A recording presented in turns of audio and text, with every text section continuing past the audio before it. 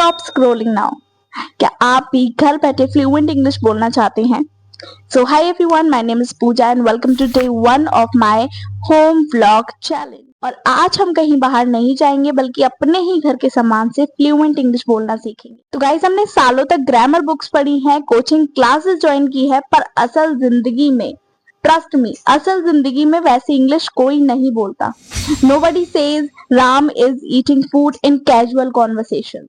आज से rule side में करते हैं, ग्रामर की सारी किताबों को बंद कर देते हैं and start practicing English through real life vlogging. आज की इस वीडियो में मैं आपको वो सारी चीजें इंट्रोड्यूस कराने वाली हूँ जो घर में होती हैं, जैसे पर्दे को इंग्लिश में क्या कहते हैं, पर्दा लगाने को इंग्लिश में क्या कहते हैं, पर्दा हटाने को इंग्लिश में क्या कहते हैं, सीढ़ियां चढ़ने को इंग्लिश में क्या कहते हैं, सीढ़ियां उतरने को इंग्लिश में क्या कहते हैं। सो गाइज, आज का व्लॉग बहुत ज्यादा इंटरेस्टिंग होने वाला है। उसके साथ साथ इस ब्लॉग में आप बहुत कुछ नया सीखने वाले हैं। Guys, we are going to explore our own house। इस घर की खिड़कियां, दरवाजे, सीढ़ियां, everything is going to teach you English। इस वीडियो को लास्ट तक जरूर देखना because today your vocabulary is going to change forever। So let's start it। Let's start from here। तो ये है हमारे घर की सीढ़ियां, ओके, और सीढ़ियों को इंग्लिश में बोलते हैं stairs। Action we do for go up, it's called go upstairs। मतलब सीढ़ियां चढ़ने को बोलते हैं go upstairs। सेंटेंस है मैं ऊपर चढ़ रही हूँ, इसको हम इंग्लिश में बोलेंगे I am going upstairs. Okay, so सीढ़ियां चढ़ने को इंग्लिश में बोलते हैं गोइंग अपस्टेयर्स, और सीढ़ियां उतरने को इंग्लिश में बोलते हैं कमिंग डाउनस्टेयर्स। सीढ़ियां चढ़ना गोइंग अपस्टेयर्स, सीढ़ियों से नीचे उतरना it's called coming downstairs. Now look at this door guys. Door का मतलब होता है दरवाजा, दरवाजे को इंग्लिश में बोलते हैं door. But imagine someone is knocking at the door. Okay? Someone is knocking at the door. इसका मतलब होता है कोई दरवाज़ा खटखटा रहा है। Someone is knocking at the door. Knock का मतलब होता है खटखटाना। Got it? And what about this?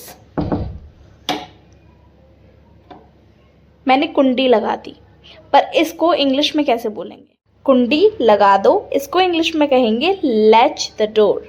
Okay, latch the door मतलब कुंडी लगा दो। तो कुंडी लगा दो, इसको इंग्लिश में बोलते हैं लैच द डोर। अगर हमें बोलना है कि कुंडी खोल दो, कुंडी खोल दो, इसको हम इंग्लिश में बोलेंगे अनलैच द डोर। ओके, कुंडी लगा दो लैच द डोर, और कुंडी खोल दो अनलैच द डोर। अगली बार मम्मी को ये मत बोलना कि दरवाज़ा बंद कर दो, मम्मी को बोलना mom please latch the door. Okay, मतलब कुंडी लगा दो। Now coming to my favourite spot, here it is guys. खिड़की को इंग्लिश में बोलते हैं विंडो। ठीक है, हमें बोलना है कि हवा आने के लिए थोड़ी सी खिड़की खोल दो। नॉर्मल लोग बोलते हैं open the window a little bit, but let's make it trendy. इसके लिए आप बहुत खूबसूरत सा वर्ड यूज़ कर सकते हैं and that is Ajar. Okay, अजार का मतलब होता है खोलना। अगर आपको बोलना है कि खिड़की खोल दो, तो इसको आप इंग्लिश में बोलेंगे keep the window ajar. Okay, keep the window ajar. Guys, मैंने यहाँ पे एक एक्शन किया था लाइक दिस।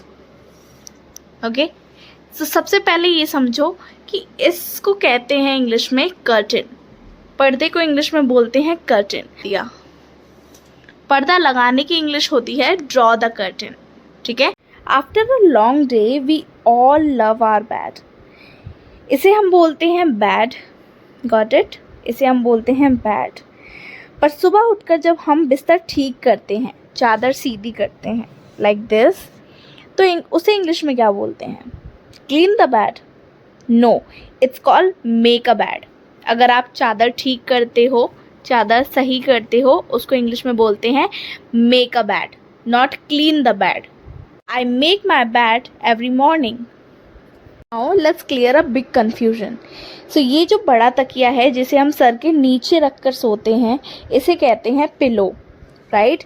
और इसके ऊपर जो कपड़ा चढ़ाते हैं, मतलब तकिए का कवर, इसको हम इंग्लिश में बोलेंगे पिलो केस या पिलो कवर।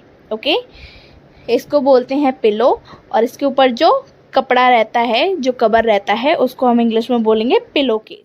इसे बोलते हैं कंफर्टर, जो हम एसी में यूज़ करते हैं। Okay, comforter.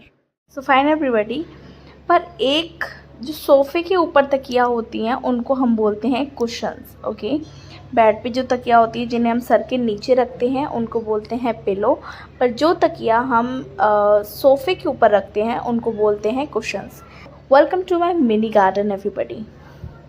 ओके गाइस, पौधों को हम बोलते हैं प्लांट्स, पौधों को हम इंग्लिश में बोलते हैं प्लांट्स। पर क्या आप जानते हैं कि पौधों में पानी डालने को इंग्लिश में क्या बोलते हैं? गिव वाटर टू प्लांट्स नहीं बोलते। सो पौधों में पानी डालने को इंग्लिश में बोलते हैं वाटरिंग द प्लांट्स। ठीक है, पौधों में पानी डालने को इंग्लिश में बोलेंगे watering the plants. Give water to the plant, ये कम्प्लीटली रॉन्ग होगा। ठीक है, it's simply called watering the plant. जैसे मैं पौधों में पानी डाल रही हूँ, I am watering the plants. मैं पौधों में पानी डाल रही हूँ, I am watering the plants right now. अब ज़रा इन पत्तियों पर ध्यान दें। सो गाइस, ये पत्तियाँ, इनको हम बोलते हैं लीफ।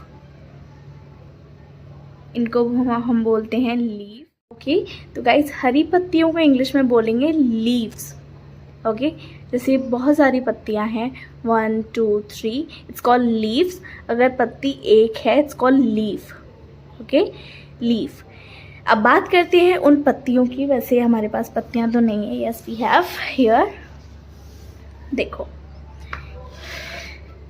अब ये जो पत्तियां हैं मुरझाई हुई हैं, सूखी पत्तियां हैं, मुरझाई हुई पत्तियां हैं, इनको इंग्लिश में बोलेंगे विदर्ड लीफ। ओके, मुरझाई हुई पत्तियां, इनको इंग्लिश में बोलेंगे विदर्ड लीफ। अब जैसे कि हम ग्रीन प्लांट्स में से मुरझाई हुई पत्तियों को हटा देते हैं, when we plug it out like this, तोड़ते हैं। ओके, ये मैंने सूखी पत्ती हटा दी। हम इन सूखी पत्तियों को तोड़कर हटाते हैं, प्लांट से दूर करते हैं, उसको हम इंग्लिश में बोलते हैं प्रूनिंग। Okay, pruning. मैं सूखी पत्तियों को हटा रही हूँ, I M pruning the dead leaves. Okay, I am pruning the dead leaves. देखा आपने, टुडे वॉज आवर डे 1 और हमने बिना किसी भारी भरकम ग्रामर किताब घूमते घूमते इतनी सारी इंग्लिश सीख ली। This is the power of blogging and learning together. So you don't need a fancy setup or an expensive courses. You just need to change your perspective. This is all about today's video. If you like this video, hit the like button, share and subscribe to this channel. I'll meet you again in part 2. Everyone give love and support to this video. I'll definitely make it for you. So guys, see you again. Bye bye.